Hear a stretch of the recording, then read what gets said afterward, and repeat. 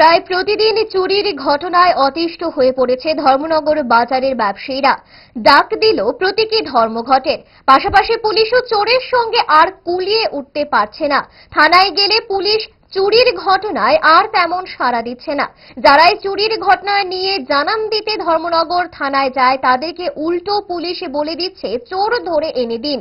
ক্ষুব্ধ ধর্মনগর বাজার ব্যবসায়ী সমিতির সভাপতি অমিয়াংশু শর্মা শনিবার পুলিশের বিরুদ্ধে বিস্ফোরক অভিযোগ তুলে সাংবাদিকদের জানান, পুলিশ বলছে চোর ধরলে ওপর থেকে ফোন আসে ছেড়ে দেওয়ার জন্য। এই অবস্থায় আমরা হতাশ এবং নিজেদের অসুরক্ষিত মনে করছি। এর প্রতিবাদে আমরা প্রতীকী ধর্মঘটের ডাক দেব। পাশাপাশি গত বুধবার দিন বাজারে যে চুরিকাণ্ড হলো সেই বিষয়ে ওই দোকানের মালিক চন্দনবাবু এবং রাধু দাস তারা রাতু ঘোষ ওনারা থানায় এসেছিলেন এজাহার দিতে এসে যখন বললেন তখন ওনারা বললেন যে আমাদের এখন স্টাফ নেই, কেউ যেতে পারবে না। তারপর আবার আরেকজন এসে যখন বললো তখন বললেন যে আমাদের তো গাড়ি নেই। তারপরে অবশ্য দুজন বাইকে করে গেছেন। যাওয়ার পরে ওনারা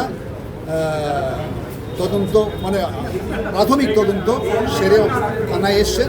পাশাপাশি বাজারের যেখানে চুরি হয়েছিল যাদের ওনারা সহ থানা আরক্ষা অফিসে আসলেন, তখন আরক্ষা দপ্তরে উপস্থিত ছিলেন শ্রীযুক্ত নিকুঞ্জনাথ সম্ভবত চার্জে ছিলেন। উনি কথা বললেন যে আমরা তো এরকম ধরা খুব শক্ত ব্যাপার, আর তার মধ্যে আমরা কিন্তু সিসি ক্যামেরার ফুটেজ দেওয়া হয়েছে। ফুটেজের মধ্যে যে ছবিটা এসছে উনি তখন মন্তব্য করেছেন, এটা তো আমরা চিনি কিন্তু ধরতে পারছি না, আপনারা ধরে নিয়ে আসুন। এটা একটা পুলিশ, আমরা জানি অনেক চুরিকাণ্ড করছে কিন্তু আমরা ধরতে পারছি না, এটা তো আমরা শুনে লাভ নেই, আপনারা ধরে এনে দিন।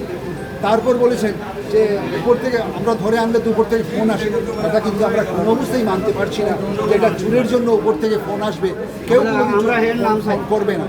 আমরা এরকম বক্তব্য আমরা আরক্ষা দপ্তর থেকে আমরা জানবো, শুনবো, সেটা আমাদের প্রত্যাশার বাইরে। আমরা হতাশাগ্রস্ত।